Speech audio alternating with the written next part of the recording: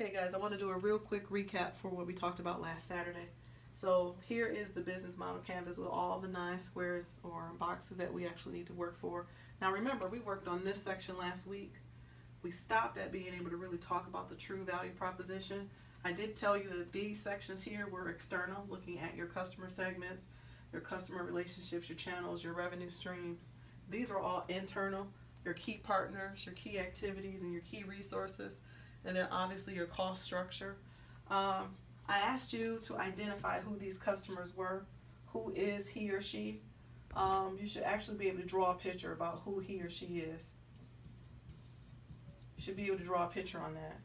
I want to know what problems you're actually solving, right? Because it's not about us. It's about the problems that we solve for the customer segments. And then we talked about what sort of like are you serving?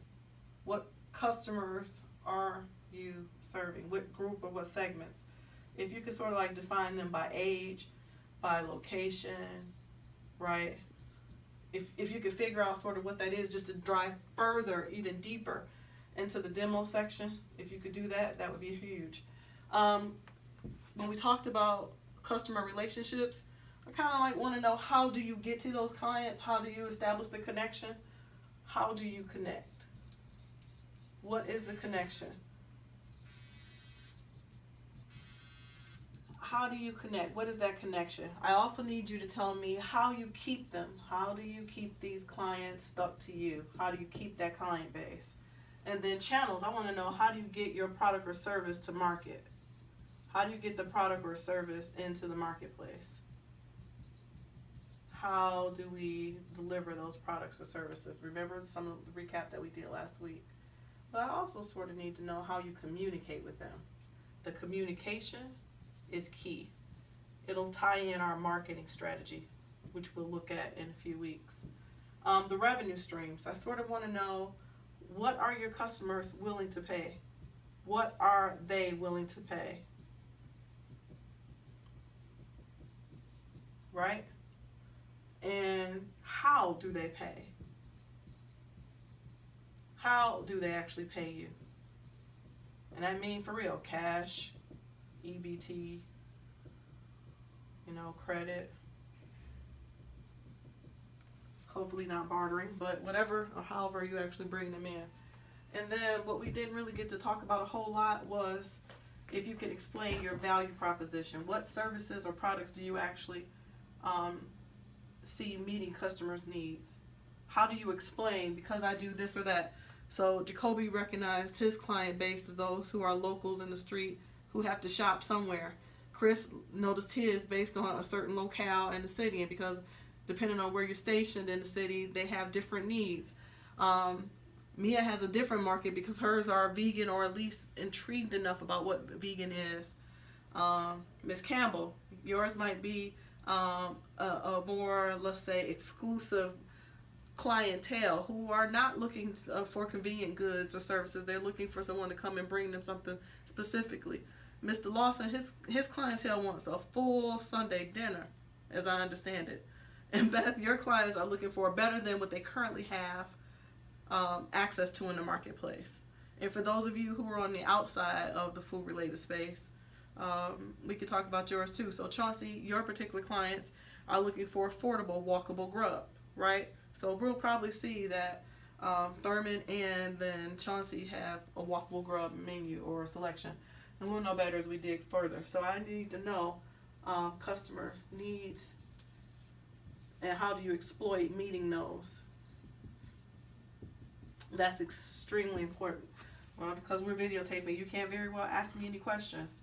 But why you and not someone else? I need you to be able to explain from a value proposition why you and not other opportunities. Now, these are external, at least these parts are here, and then we start to look here for the inside. Who are your key partners? I want to know your, like in class, Jacoby said he has a relationship with U.S. Foods, which means he's probably able to buy his food on trade credit. Maybe don't have to pay for it all up front. They can bill him for some of the wares. So who are those people? Maybe you have a relationship with a bank, hopefully, or with someone who will loan you some money or to help you fund your venture. You could put best practices as a key partner, because I'm going to give you some startup capital to sort of do your thing, right? But who are your key partners who bring value to your particular deliverable? You know, who do you need in your life to support serving the clients that you're trying to serve? And what key activities will you start to undergo? You know, what key activities? What are you really good at? And because I don't know all of you internally all that well, you really have to be able to speak to self. This explains, exhibits, give you an opportunity to thoroughly express your understanding of your strengths. This is where you exploit your strengths. Maybe you've got a real solid process. Maybe your whole logistic layout is so much better than anybody else. If you're doing the mobile delivery, you got a real good idea as to what the pre-prep looks like, to the point of bringing your product to your actual clients. And then what resources do you actually need to have to create that value? So we know money. Let's just put money, because everybody says, I need money. Some of you may say, I need a conveyance or a food truck. I need some method, some way. So you might say food storage. You might say transportation. Whatever these key resources are, you need to be able to exploit them. You need to say you know exactly what they are. Maybe access to a marketplace, maybe access to a client. A network would be a key resource. It could be a key partner, but it could also be a key resource. So the key activities, these are you. We talked about the SWOT analysis on Saturday. I'm asking you to address these pieces here. What are your key activities? What do you do? That's so super great. Jacoby said he's a chef, from Utah. So he has a culinary skill set. Some of you might be able to say that you have great relationships in your local communities, and people have been able to test your space, have a great idea that you are pretty good at what you say you do. If we were looking at Mr. Stevens, Michael, you said you are a good handyman. You reliable, handy, good work. So that's important too. You want to be able to exploit and address that. So now when we get to cost structure, what does it cost to bring the key activity resources and partners to your business? What does it cost? What does it cost? How do you bring them on? What is this alignment like? Well, if you said BPCS, from a cost structure, there is no cost as far as you're concerned, because it's a relational engagement. The city of Flint has contracted, blah, blah, blah, blah, blah, blah, blah. But some of these people, some of your key partners, like if you said US Foods was a key partner, the cost structure speaks to trade credit, meaning not needing to pay for it right now. So we need to address that trade credit. Maybe you have to buy from Gordon Foods, if there's a Gordon Foods in the Flint market. I don't remember there being one, but maybe there is. If Gordon Foods was the actual key partner, well, you don't have trade credit with them unless you have a corporate account. You're not able to actually do that. But another key partner could very well be, you don't have Costco up there, you have Sam's Club. Sam's Club could be a key partner because you can get your things in bulk. But how does that relate to a cost structure? If you don't have a credit card, well, from a cost space, it's a cash and carry or pay and carry, right? This helps me to better define what resources I need, because I can't get to Sam's if I don't have the cash to carry. So that means that my key resources needed is money. You have to thoroughly be able to explain what that looks like. And as we start to bubble these things up, we start to understand what the weaknesses or opportunities and threats become, right? Sam's Club requires payment up front, unless you have a corporate account. US Foods you can bill for. I don't know, will Kogel's let you have an open account? Maybe because of what you're offering. Kogel's is a good one. I think I spelled that right. I don't remember. Kogel's. So Kogel's, always good taste or something. I can't remember the slogan. Kogel's might offer you open credit.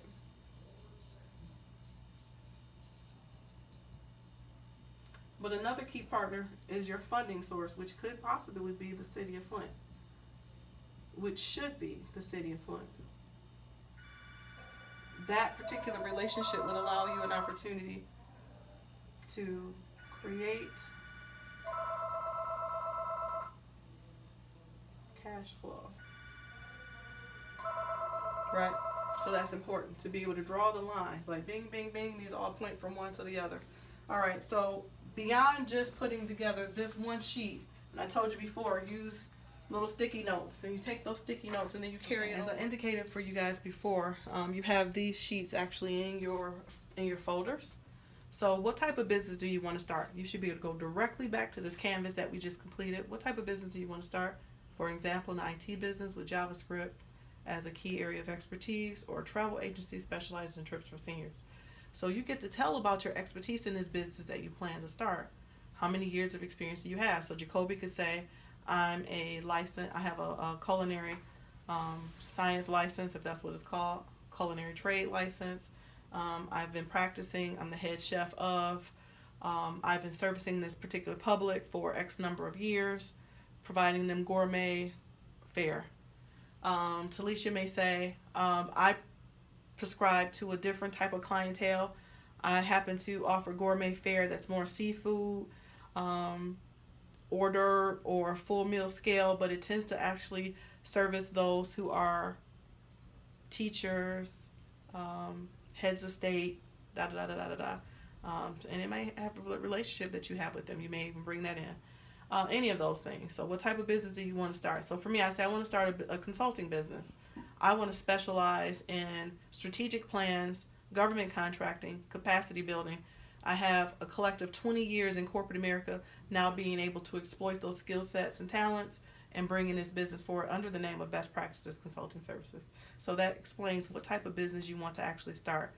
And you should write in bullet points versus trying to write it out in full sentence structure. Because if you do the bullet points, it allows you to at least go back and fact check where you are. So which products or services will you sell? For example, apps that connect to websites with the business administrative system.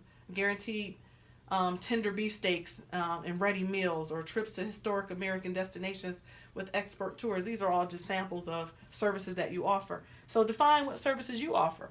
I offer strategic plans, government contracting, business development, capacity building. Real simplistic. And then I could go back and define what a strategic business plan is. I could go back and define what a government contract looks like. I could go back and define capacity building. List it just like that, piece by piece. Then you come over to who your customers are. I know for a fact that I only service the sector of B2B or business to business. It happens to be those who have less than maybe $750,000 in revenue, who typically don't have major managerial controls or supports. These people, because they don't have these internal on the books management or leadership teams, typically outsource their business development, capacity building. So those are ideal customers for me. Who are my customers? Who are the segments? You have to define whether or not you have a niche or a mass market. Mass market means you're throwing a whole bunch of stuff out there in quantity, and you're trying to see what portion of that market you can actually solidify. If you have a niche market like what Mia has, she is a food-related business, but her specialty is vegan food. But then she went from vegan to vegan soul food. So people must enjoy the soulish nature of what our fare is for. So she has a subset in a segment. And then for Miss Campbell, she's offering pretty much seafood. So though she's on the food side of things, she's not doing pig and chicken and all the rest of it. She's specializing in seafood, right? So who are your masses or those? And remember when we went back to customer segments and customer relationships and the channels, you can take all that information that you already wrote down and plug it right in here. This is where you put your customer segmentation information. The value proposition, what are you offering and why are you different? What are you offering and why are you different? Well, at Best Practices Consulting Services, we're a team of 4 specialized in financial accounting, economic gardening, and capacity building. Collectively, we have over 60 years of experience, which allows us to meet our marketplace right here in this urban space. I'm able to talk a lot about that because I know how we are different than large clearinghouses who are advising companies or consulting firms. They tend to go after people who are more, let's just say, corporately fit, structured. Channels. Look at all the phases of your product and what it goes through.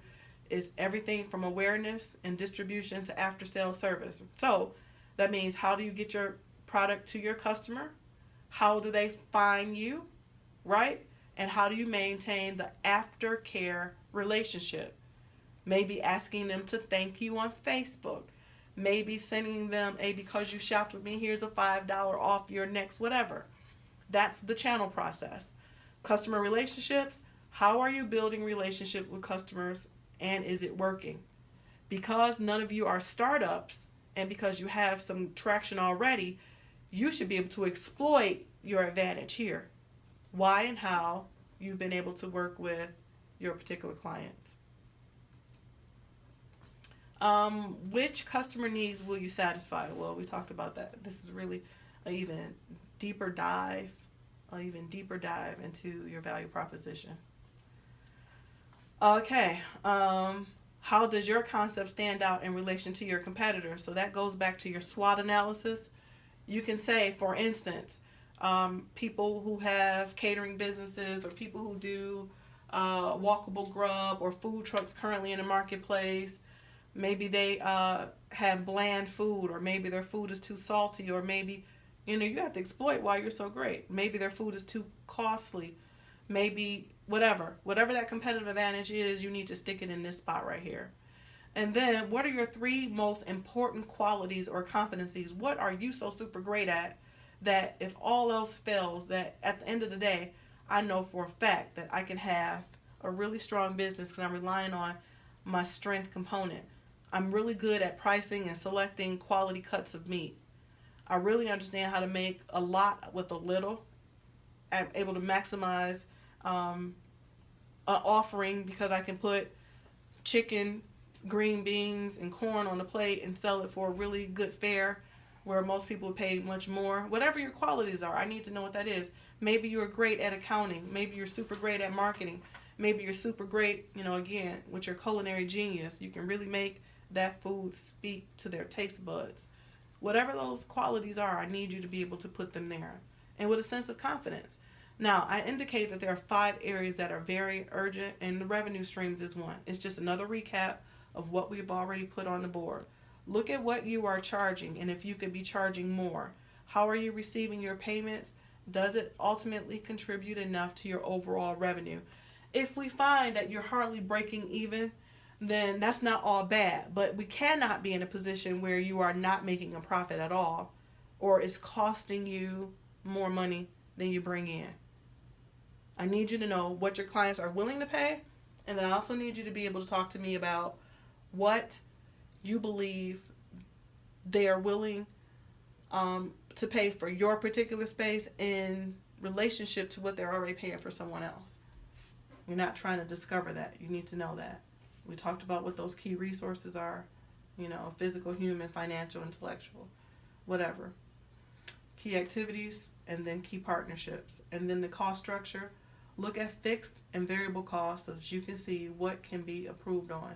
See, for you to do this business, I need you to itemize and lay out everything that you have to do day to day in order for you to bring this business to marketplace. If you have to have a office building to do it, that means you have overhead rent. If you have to have a telephone line, that's another fixed built-in cost. All these things that you have to accumulate to bring this deliverable to the marketplace are things that you need to be able to write out. So for each one of these things, if nothing more, I need you to give me bullet by bullet by bullet by bullet each of those options. So I don't have anything else for you this week, but I need you to have this done before we get back together. Remember, we're not meeting for class next Saturday, just before Memorial Day, and hope you enjoy your holiday. But we will be right back at it the following week looking at customer relationships and customer service. All right, guys. See you later.